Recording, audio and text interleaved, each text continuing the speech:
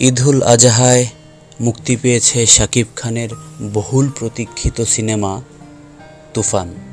মুক্তির পর থেকেই সিনেমাটি ব্যাপক ব্যবসা করে যাচ্ছে, একের পর এক গড়ে যাচ্ছে ইতিহাস। সিনেমাটি দেখতে সারা দেশের সিনেপ্রেমীরা দলে দলে ছুটে যাচ্ছেন সিনেমা হলে। অনেকে আবার টিকিট না পেয়ে অপেক্ষা করছেন পরবর্তী শোয়ের জন্য। কিন্তু এরই মধ্যে আবারও যোগ হলো এক দুঃসংবাদের। ডিরেক্ট সিনেমাটি বন্ধের নির্দেশ দেওয়া হয়েছে। তাহলে কি কপাল পুড়ল তুফান সিনেমা সংশ্লিষ্টদের? এখন এমনই প্রশ্ন ঘুরে বেড়াচ্ছে নেট পাড়ায়।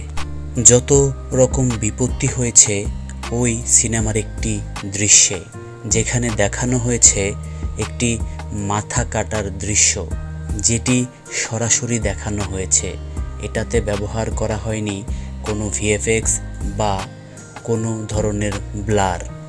এ কারণেই বন্ধের নির্দেশ দিয়েছে সিনেমাটিকে। এর আগেও একবার নির্দেশ দেওয়া হয়েছিল, তখন বলা হয়েছিল এই সিনটিকে যদি সংশোধন করা হয় তাহলে হলে চালানো যাবে।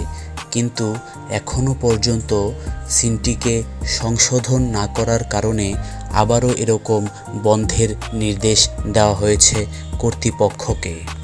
বাংলাদেশ সেন্সর বোর্ডের নীতিমালা অনুযায়ী যদি কোনো স্পর্শকাতর দৃশ্য থাকে তাহলে সেটি অবশ্যই ব্লার করে প্রদর্শন করতে হবে।